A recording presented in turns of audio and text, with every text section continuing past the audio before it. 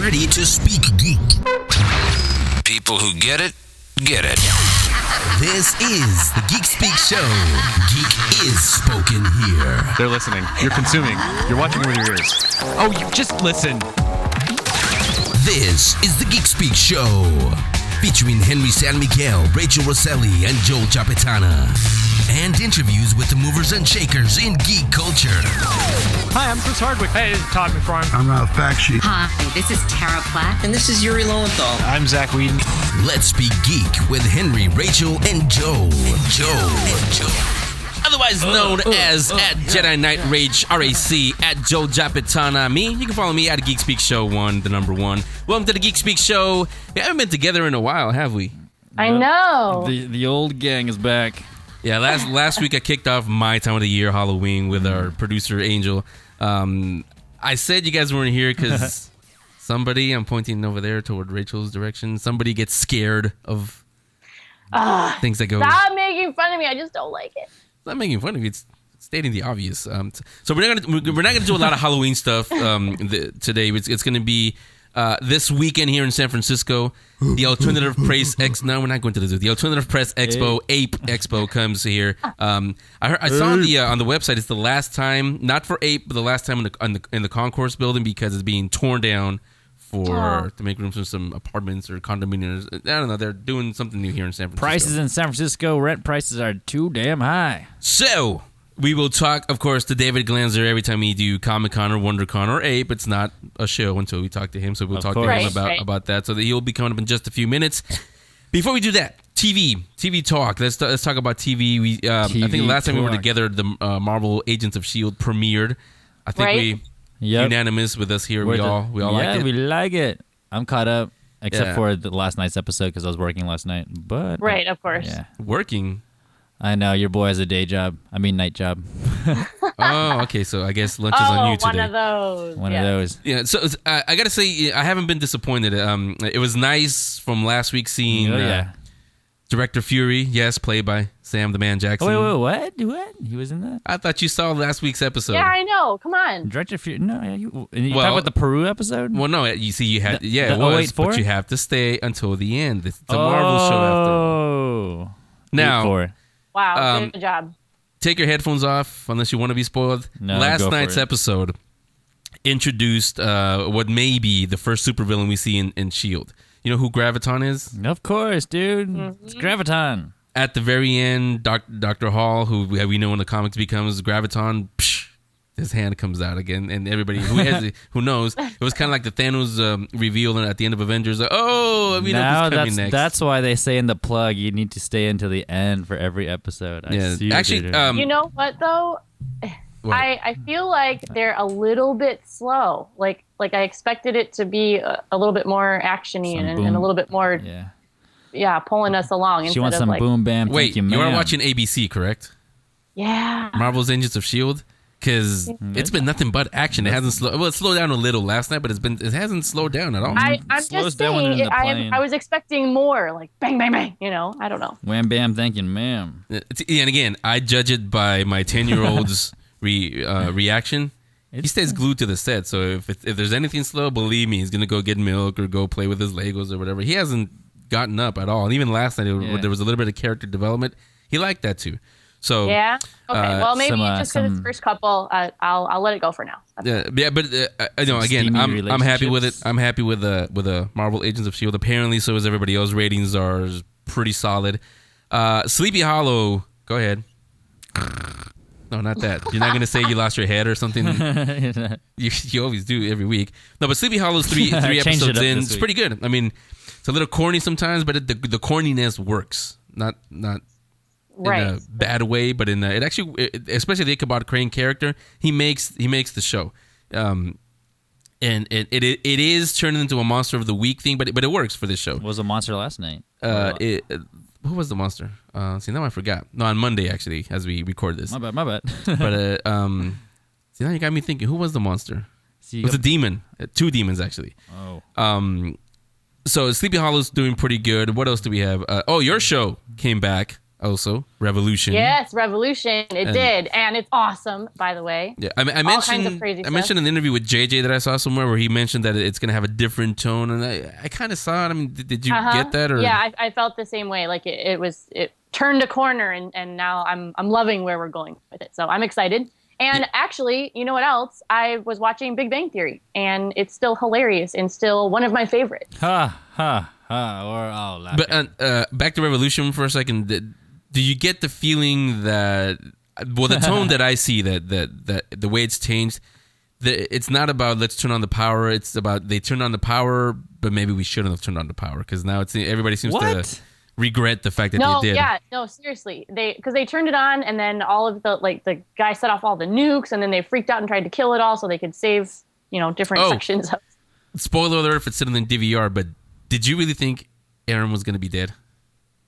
No. Or stay dead, I should say. No. Yeah, so nobody stays dead these days. Especially at the very last shot in the first episode when the camera's focusing on him, right away, he's going to get up. Sure enough, he gets up. So. Yeah. Once Upon a Time, you watched that one also. That one came back. I don't know if you have you gotten to see it. I haven't caught up on it yet, but everybody online is saying that they are loving it, so I'm excited. But pretty easy. You only got your 2 episodes in. Once Upon a Time in Wonderland, speaking of, premieres tomorrow as we record this Wednesday. It premieres tomorrow on ABC, so we're looking forward to that one. Tonight, again, as we record this Wednesday, October 9th, tonight on the CW, right after Arrow, you spoke to them you spoke to the Arrow, the Hood as they call him on the show. You spoke to him at WonderCon. You guys can check it out on our YouTube page. But tonight after Arrow, The Tomorrow People premieres on the CW. The Tomorrow People is actually an American remake from a show that was on the BBC One, I want to say. What's it supposed to be about? Well, I'll describe it as a combination between X-Men and Chronicle. So if you got excited when I said those 2 names, you'll probably like this one. X-Chronicle. And even though it's scary, Rachel doesn't want to watch it. It's my time of the year. Usually means it's time for Paranormal Activity. Not this year, but we do have this Sunday. Oh yeah, returns AMC's The Walking Dead. Oh yeah, questions and more questions. So we'll do a previously on AMC's The Walking Dead. Woodbury's done with that. Andrea's dead. Everybody later is at the prison. The governor is gone. We don't know where he is, if he's going to come back. Still eyeless. Walkers are still walking, I guess. Yep. We got a couple more brothers in the crew. Tyrese, Ayo. Oh, I thought you were talking about oh my God. the Daryl kind of brothers. But you're talking about, I guess actual brothers. The brothers. Yeah, Daryl's still there. You want to do it now? Yeah, let's do it. Let's place a cup of coffee or something. Okay. Who do you think is going to... Well, I can't say bite it because when you get bit, you don't come back. Who's going to die? Major character this year. Who do you think? Obviously, Rick. No. No, I don't know. Maybe, in the comic books, Glenn does die, but that's later on. Would you say spoiler alert before you say that? Yeah. Anyways, spoiler alert. Glenn dies in the comic books if you haven't read. But, the fans love Glenn, so I don't think he's going to die. And plus... He's a fellow Asian, so yeah, that's the reason why. No, but he's the only Asian left on the planet. You actually brought up a good point there. Who do they love more, the fans, Glenn or Daryl? Obviously, they love Daryl, dude. Yeah, I hear more about him, and I don't even watch it. So you're not gonna kill Daryl. He's not even tied to the comic books in any way. And then he has his own action figure. Glenn doesn't have his own action figure. Yeah, we got to base it on that. Who's got the action figures? That is a fair point. Yeah, in terms of marketing and sales, come on. Let's crunch the numbers a little bit. Yeah, it's all new showrunners. Kirkman is officially the showrunner now, too. Oh, what? You think there's going to be a different feel than what we've had? Maybe he might revert it back to the comic book series. But because when Frank Darabont, I'll say left, but everybody knows the truth behind it. But when he left, the truth, it kind of it pretty much kept the same tone. You couldn't really tell what was happening because it was the same tone and everything. Although they were kind of stuck in the barn for a little too long and looking for Sophia for a little too long. It was 11 episodes dedicated to looking for Sophia. It's like, dude, you should have just stayed under the car. See, that's why you're not a writer because you got to stretch it all out. You can't just figure it out in just one sentence. Yeah, all these TV shows, especially like Revolution and Walking Dead, it's a lot of this character development. Under the Dome is the same thing, where it's like so many questions and questions and questions, and like, are we ever gonna get answers? And it's like, tune in next week. Yeah. So Rachel, actually, you mentioned Big Bang. There's another show based on something that you like that I actually got a little sneak preview myself this weekend. Go ahead, you take that one. Well, and I was going to say something else exciting happened besides The Walking Dead, and it is a teaser trailer for Star Wars Rebels. That thing was short, though, wasn't it? Well, yeah, I was going to say, but that's what teaser means. It's like the best teaser ever because they start talking about it and they show the ship and the planet and space, and then that's it. That's all you get. And it's supposed to take place between episodes 3 and 4? 3 and 4. Yep, you got it. Ooh. So I know there's a few interviews out there. We might link some here and there so you guys can get some more information. But it's going to be amazing. I'm so excited. And I think at New York Comic Con, they're supposed to have a panel for Star Wars Exactly. Yeah, that's happening this weekend. So those of you who are who will be at NYCC, not sure which day, you can check their website, but Paulo Hidalgo for sure is going to be on that panel because last Saturday, October 5th, was Star Wars Reads Day, Episode 2. It happened all over the country. Here in San Francisco, we had Paulo Hidalgo and somebody, Steve Sansweet from Rancho Obi-Wan. They were there talking about some of the books that they did. I recorded the whole interview. It'll be up on our YouTube page. Give or take, maybe an hour or so. It's what do you call that? Rendering process. It's your world, Rachel. Yeah, that's fine. But it's doing that. It's doing its thing, and it'll be up there sometime today. It'll get up there, so you guys can get it. They do talk about. They were asked questions. The audience asked some questions. They did ask questions, of course. How can you not, about Episode 7? Did they answer it? She's like, shut up. I don't know. You're gonna have to watch the video, find out. Maybe they did. Maybe they didn't. Maybe. They also got some questions about Star Wars Rebels, and Paulo Hidalgo, he did say a few words, but he also said what Joel just said, that he's gonna hold off on it. He could say some things, but he's gonna hold off because there's a panel coming up at NYCC, and he's not gonna show anything because they haven't animated anything, but he will show stills. What do you call them? One of those cells, animated cell. They have a word for it. He said the word. I forgot what it is. That's why I'm here, and he's at ILM. But that again, the interview, you guys will get it. Again, give me about an hour or so, and it'll be up there on our YouTube page. So when is it premiering? By the way, that I didn't ask, or nobody asked. It's 2014. I know I've heard a couple dates, but I wasn't sure if there was like official. So we'll leave that until we actually post it on our website for you guys. Yeah, nobody asked, but do you know, is Dave Filoni involved in any way? He did mention that he was going to be moving over to doing that. I don't know if they've like actually released what title he has, but I'll find out for you guys and make sure. Well, of course, she's our Star Wars source here on the Geek Speak show. So there's TV. That's what's happening. I told you it's fall. It's time for our TV shows because it's getting a little cold out there. My kind of weather, but that keeps us inside. So hey, entertain us on television besides comics, everything else. If you do want to go out here in the San Francisco Bay Area, you want something that scares you, the Winchester Mystery House. We've done some stuff with them the last couple of years. You and I were there. Oh yeah. You did a lot of, what is it called? The code U's, turn around. What are you talking about? I turned the camera off just because I was laughing too hard. I should have put it on you right when you were doing that, when you said, wait, there's a baby doll over there. It's okay. I got to go get some cheeseburgers. I'm kind of hungry. That's what it was. I had to go to the bathroom. But the Winchester Mystery House is doing something a little bit different this time around than what they've done before. It's called Sarah Winchester's Mystery Maze. It's a maze, literally. It's a labyrinth, more like it. The house is a maze, right? It's amazing stacks of hay. They're calling it more family friendly. We'll have somebody from the Winchester Mystery House come on next week and tell you, not spoil anything, but they'll tell you a little bit what's going on. And they're also giving you a treat instead of a trick, and that is go to our website. You'll see a big old special offer thing. Click on it. It'll take you to a special page on the Winchester Mystery House website, the award-winning website, I should say. And just for you. Not you two, but just for Geek Speak show listeners. Our listeners. If you want to go on one of the tours, the Grand Estate tour, the behind the scenes, or the flashlight tours, if you want to go to those, $3 off. So that gets you, those $3 that you save could get you a soda or parking or something or one of these cool souvenirs. Joel keeps saying it's a shot glass. I just think it's a bullet. Oh yeah, shotgun glass. I never looked at it that way. Yeah, but again, I would suggest, and I think most of you who have gone there know this already. I would suggest order early for the flashlight tours. They will sell out. But, because you said they sold out the last 2 years. Yeah, either one of those.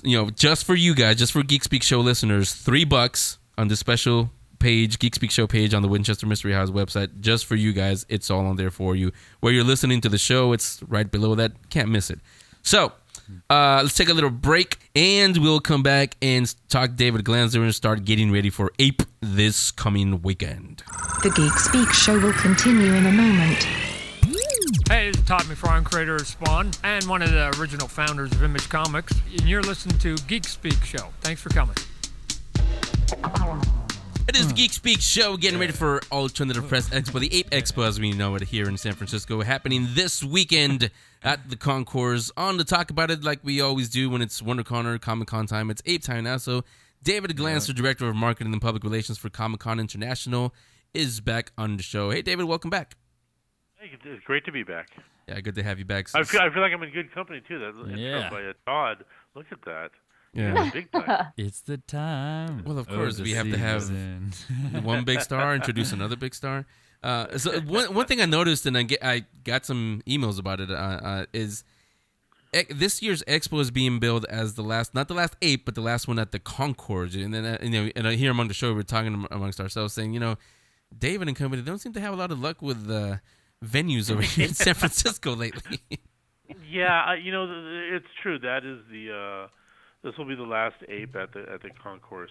The truth, though, is that we were told many years ago that we should prepare for this, and we kind of did. The people who've been to APE know that the concourse is a great facility. It's an old train station that's been converted, and it's just a fantastic facility.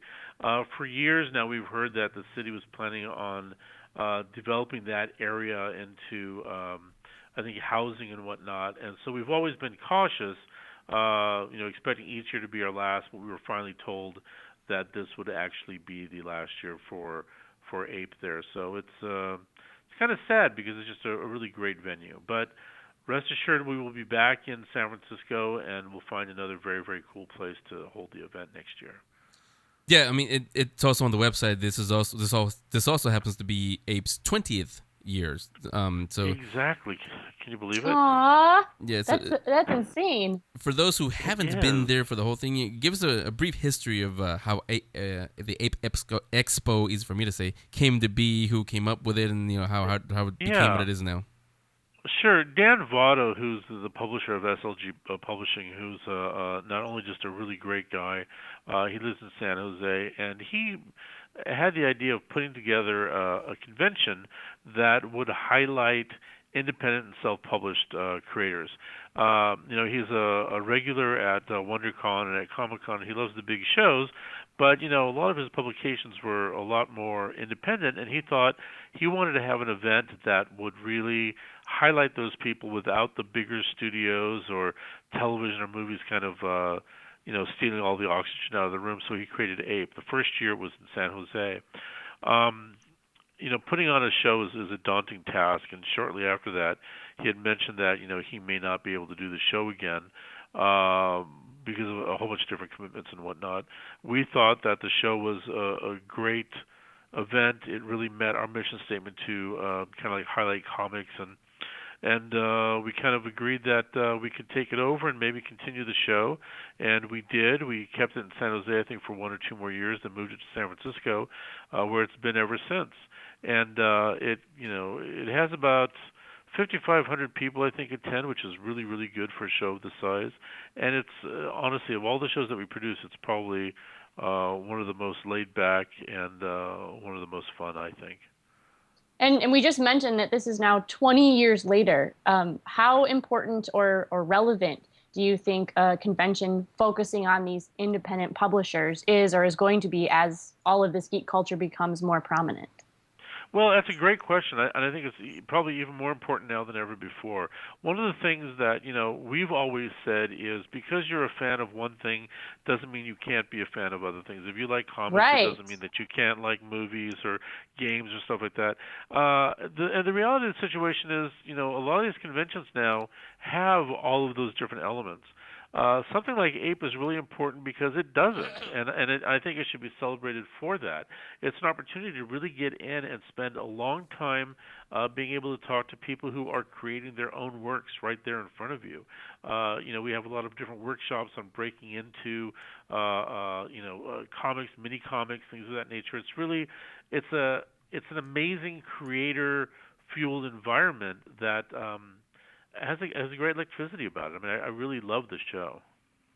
So we're talking to David Glanzer, Director of Marketing and Public Relations for Comic-Con International. APE Expo happens in San Francisco this weekend, Saturday and Sunday. I'm sure there's still some passes available. You guys can go up to the door, get them online. Have a link on our guest links section for that. I know you probably haven't gotten around to that, even though, like you just mentioned, that you guys knew it was coming. But have you looked at any other venues to have APE at next year? We have, actually. We've done some. One of the great things is because WonderCon was in San Francisco for such a long time, and as you mentioned, we've had APE for 20 years. We're very familiar with San Francisco and the city. I think we have a location that I think will work out really nicely. We can't announce it yet, but I think it will be fun and familiar, and I think it'll end up being a great venue for us. Mm-hmm. Yeah, San Francisco is is a fun city for conventions. We had WonderCon here. I gotta say, when we were at WonderCon earlier, it seems like years ago, but it was just a few months ago. There wasn't the talk like that there was the first year. Is it going back to San Francisco? I think everybody likes it in Anaheim. But for you guys, do you want to come back to San Francisco, or are you happy with it being in Anaheim? We'd love to. It's just a matter of trying to get logistics. I mean, I think people like to sometimes look at is there a clandestine reason this isn't happening? There really isn't. It's just a lot of the time. It's just a matter of time and logistics. Anybody who goes to some of the bigger shows knows that it takes a couple of years to plan ahead. I mean, exhibitors, need to make sure that they can, be away. They look at an entire, calendar, and even if we do get dates we want, but we can't get them out for several years at least penciled in, that can be a problem. To be honest, we're so focused on APE right now that I haven't really spent much time looking at the San Francisco situation for WonderCon. But as of right now, Anaheim has been very welcoming to us. The fan base has been really nice about embracing us. San Francisco is a great city, and we don't want to leave San Francisco, so we're playing it by ear. And luckily, we still have APE in San Francisco, so it affords us the opportunity to at least spend some time there. Yeah, since you're focusing on APE, let's us focus on APE too this weekend. Yeah. Tell us about some of the special guests that are going to be there. We have a really cool guest list. I mean, one of the things with APE that's fun is you get people who, again, they're the you get to look at them and spend time with them in a really, really intimate atmosphere that you may not at some of the bigger shows. Bill Griffith is going to be here, Colleen Coover. If you go to our website, you'll see Raina Telgemeier is going to be there.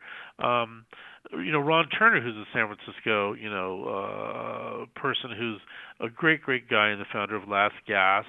Is one of our guests. Of course, Dan Vaught is going to be there. And I got to tell you, I don't know if you've ever met Dan, but if you haven't, and you are interested in comics at all, he's a man to chat with, and he'll have a panel or two at the show. He will tell you exactly what he thinks, and usually unfiltered. And you know what? Take a pad of paper because the information that he has is really gold. So we have some really, really great guests. We have some really great programming too. We're continuing our Comic Creator Connection, which is trying to have writers meet with artists so that they can create, hopefully the next cool comic. That's been a really successful event at our shows, and it was born at started, APE too. I believe. Sorry? It was born at APE too. It was born at APE, and we've been able to carry it over to WonderCon and Comic-Con, and this is something that I think we're probably going to start seeing copycats doing that, and that's not a bad thing. I mean, if it it's a way to introduce people to each other who are in the same industry but may not know how to connect with those people. It's a great idea. It's something we're very proud of establishing, and we'll continue again this weekend. Yeah, has that saying go? It's imitation is the best form of flattery. That's right. Indeed, and indeed, and the thing is, if it helps the industry, if it helps creators, it's a great thing. Yeah.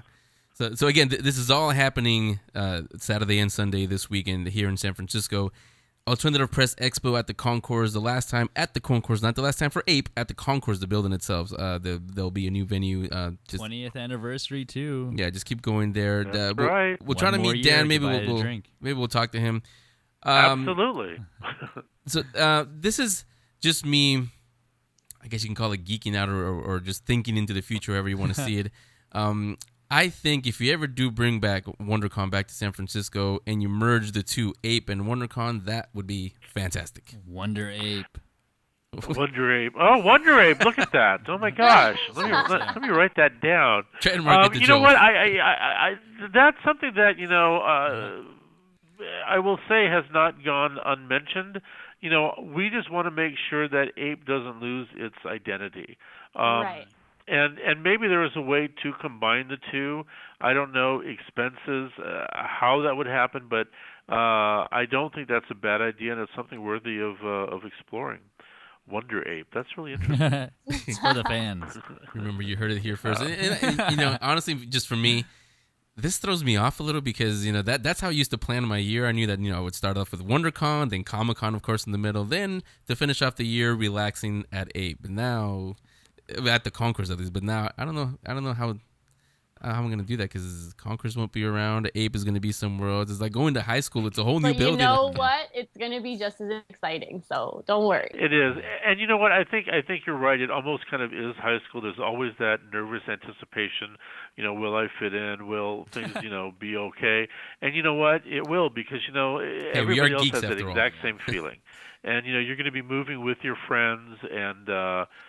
We all, love the shows that we do, and we're going to try to bring that love with us wherever we go.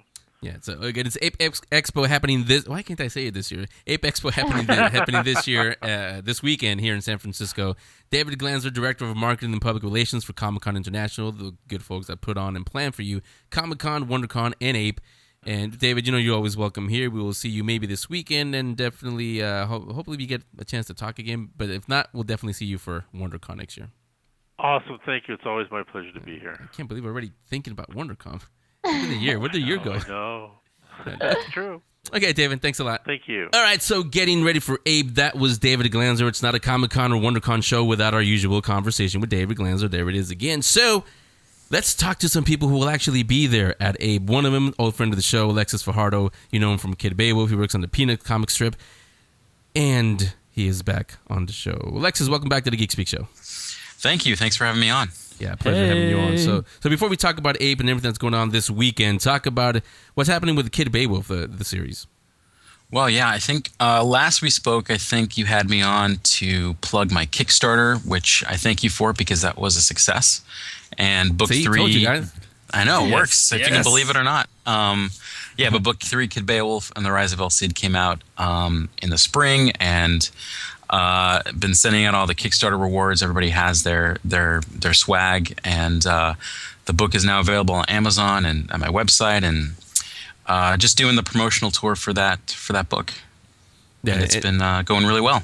And if there's anybody listening who hasn't heard about Kid Beowulf, shouldn't be anybody in our audience because we've talked about you so much, but you guys can go to our link section. It's all on there. You can go to the Kid Beowulf website directly, and you can find out everything. See some clips, some YouTube. Actually, you redid the website, right? I was on there the other day. Yeah, actually, just last Friday I launched the brand new website, and that's been a long time coming. And I'm actually really happy with how it looks. I can actually, I don't know about you guys, but I was feeling very.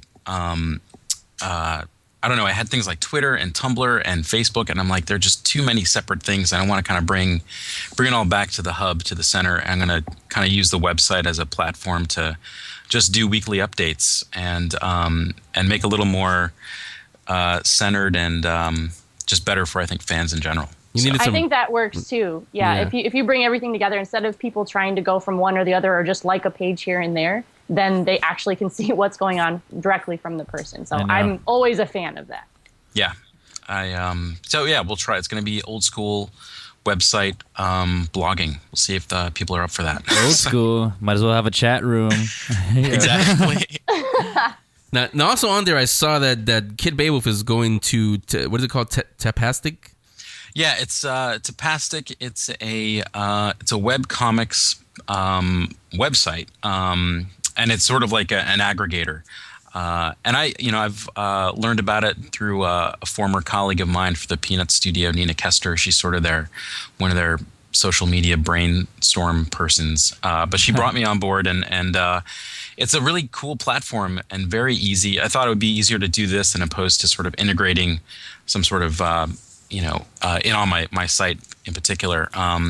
So on November 5th, I'm going to relaunch the first book, and I'm actually doing it all in color.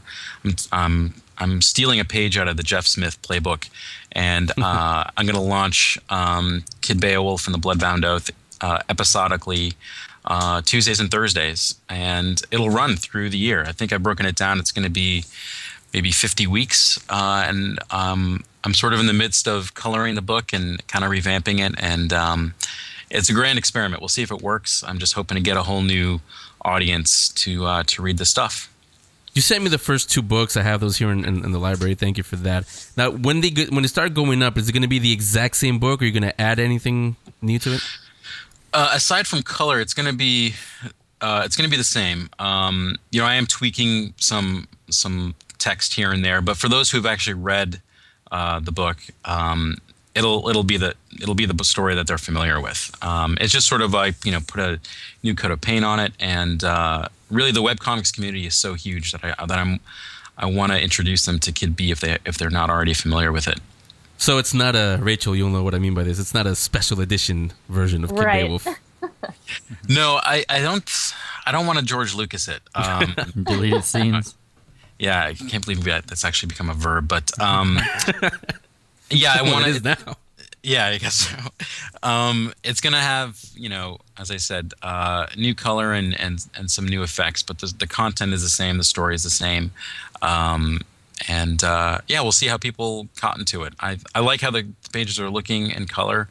I didn't expect to be coloring it myself, but it's looking pretty sharp. So we'll see how people respond to it on November 5th. You're doing the coloring, or?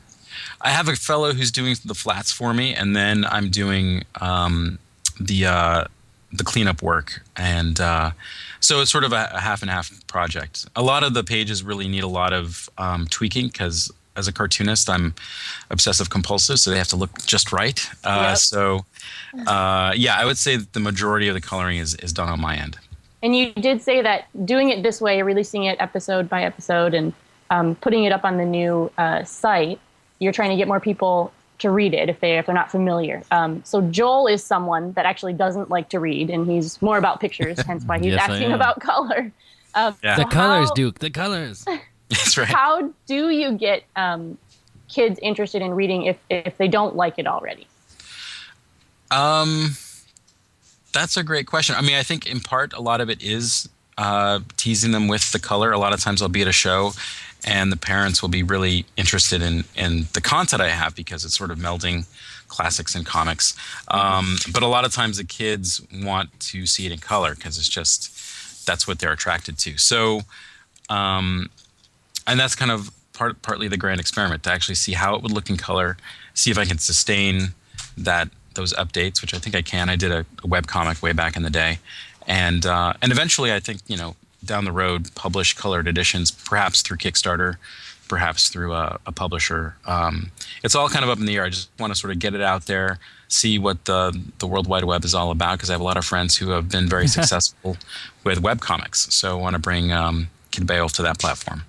That actually ties into something that's going to be happening this week. And again, we're talking to Alexis Fajardo. He is a writer, artist, creator of Kid Beowulf series. He works for Peanuts. No, really, he does.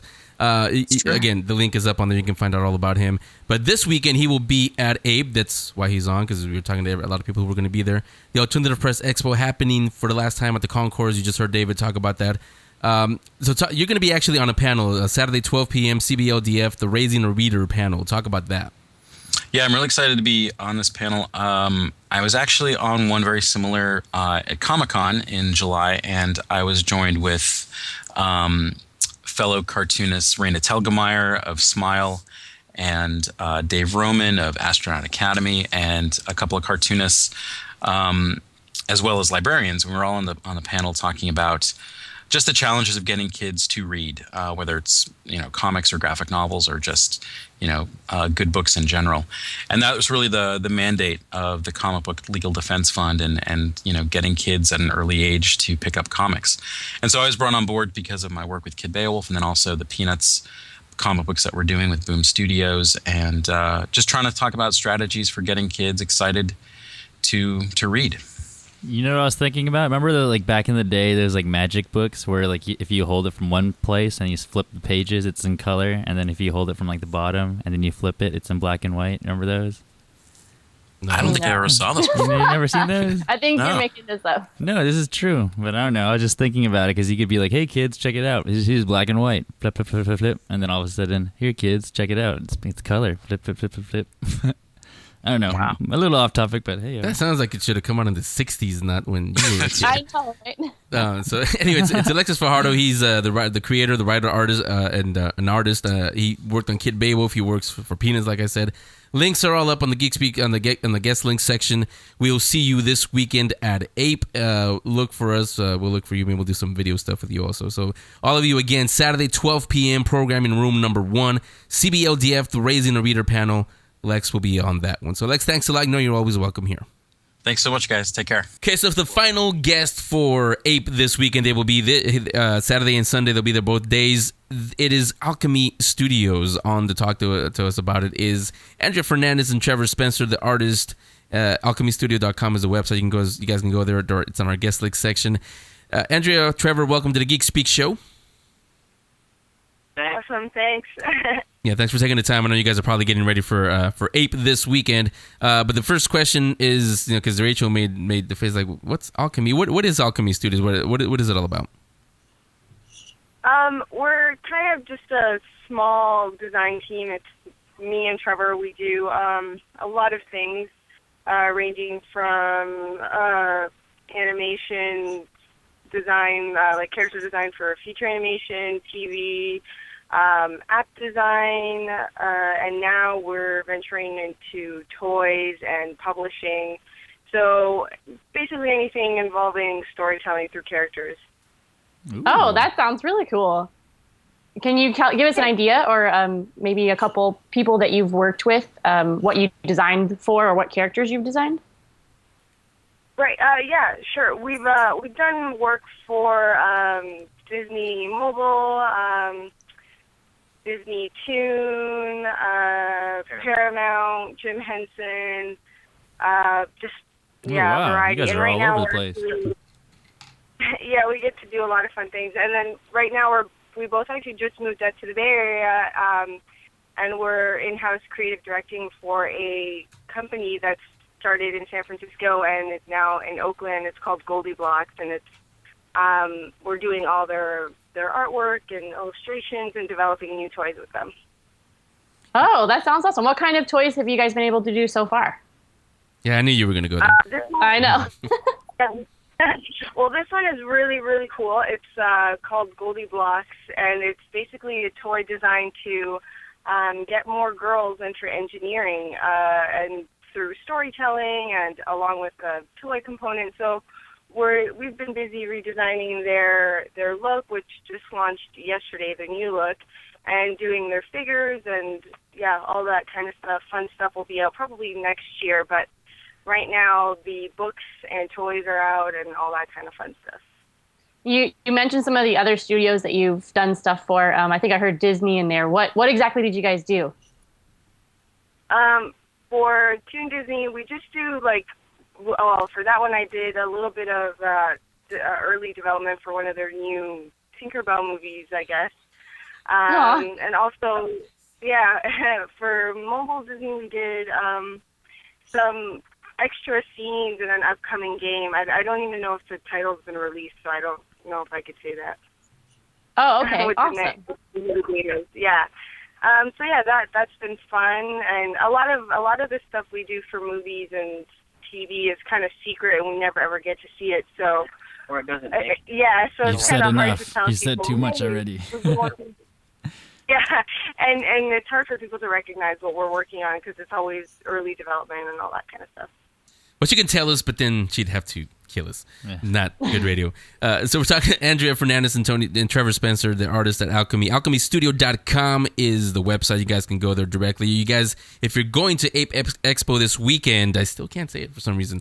They will be there. You can look for their table. It's on the APE website. You can see exactly where they're going to be. Let me ask both of you guys, either one of you can take it. When did you guys develop a passion for art and for designing? When? Yeah, when? For me, it was when I was in kindergarten, actually. I won a coloring contest, and then the rest is history. So I can get into this. That's all it takes, just one coloring contest. Yeah, yeah. And then did art through high school, and then I went to, we both went to Sheridan College for animation. So then, what are some of your inspirations then? Like, growing up? Yeah, well, like, just like as an artist, where did you get your inspiration from? Georgia Patana. My uncle was a really good artist, and he didn't ever do it professionally, but he was the one who kind of pushed me. I mean, both my parents were very supportive, but my uncle kind of always got me sketchbooks and would draw with me and stuff like that. So I think that helped. He's the one who actually introduced me to Sheridan College because he lived in Canada, and so I did a cartooning camp there when I was really young, and so yeah, I always wanted to go back. There you go. And then what made you guys want to start Alkemy then? We both did a lot of work for Flash Studios in Los Angeles. We were in-house artists there, and we kind of felt the need to break out of that a little bit, and so the way we decided to do that is showcase a little bit more of what we did as individuals. We decided to make a book, which will be on sale at APE. It's called Plomo, and that for that to work, we kind of needed a little bit of an umbrella name to encase both of us, and so we started Alkemy and doing freelance through Alkemy and pumping books out through Alkemy and doing as much as we can. It's only been a year, but we've gotten a lot of good stuff coming our way since we started it. Yeah, you mentioned one thing that'll be there, but what else can we see this weekend at the APE Expo table that you guys will have there? We'll have prints. We'll have our special edition of our book Plomo that sold out at CTN last year. So this is the last convention we're actually going to be having it at before we recycle to a new book. But we'll also have prints, just fun things to take home, postcards and little things like that. But mostly our prints and our book Plomo. Yeah, so definitely you guys want to stop by this weekend, APE Expo here in San Francisco. You guys are going to be there both days, right?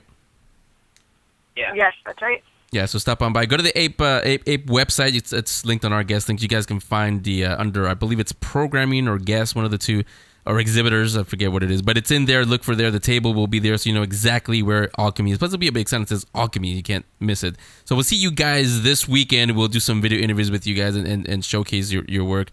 Thanks for coming on. I know you're pretty busy getting ready for APE. We'll see you this weekend, like I said. All right. See you then. Thank you so much. Thanks so much. Okay, Andrea Fernandez and Tevor Spencer, thanks a lot, you guys. Good luck with everything else. And like I said, we'll talk to you this weekend. That's some of the people that will be at APE Expo this weekend. Hey, I got it right, finally. That's a at nice APE Expo preview. this weekend. David Glanzer, of course. Not the last APE, the last APE at the concourse. It's going to be torn down, and they'll probably find another location for it. This would be one to go to for sure, because then as we do new stuff next year, you'll be able to remember. Let's bring it outdoors, music festival Absolutely. style. And David's mentioned it in a few, and I think he mentioned it in this one again. APE is one of the favorites, not just because it's the last one for us, really, to close out the year. It's pretty relaxing there. It's a pretty cool atmosphere there at APE. But also, the people that are there, they're independent publishers. They're not part of the big three. They're not part of Marvel, DC, or Image, or IDW. But you may be seeing the next Walking Dead, the next Saga, whatever the next big title is. You might be getting it there. You can probably get it. They'll sell it for $2, $5, whatever it is. And then years from now, when it's worth $5 million, yep, you can say, "Hey, I got it at APE for $5." So yeah, there you go. Yeah, exactly. Consider it an investment. So never sell independent publishers short because they are tomorrow's stars. Just go around APE and buy everything. Again, we're going to be there. Rachel, actually, you're not going to be there because I know, I'm sad. Joe will be there. I'll be there. I think our new producers will be there. Mark Arnold will be there also from the Stories Behind the Stories. He'll be there. We'll record some interviews with some of the people that we spoke to and some of our old friends. I think Dan Cooney and Scott Marcano, Mr. Diablo, are going to be there, so we'll talk to them. And we'll find some cool stuff for you guys. And you can check our YouTube channel. It'll be there. Again, that's Rachel's world, but however long it takes to process and all that stuff. Yeah, exactly. We'll edit it and then put it up so it's ready for you guys. I'll say Sunday to be safe. Sunday afternoon-ish.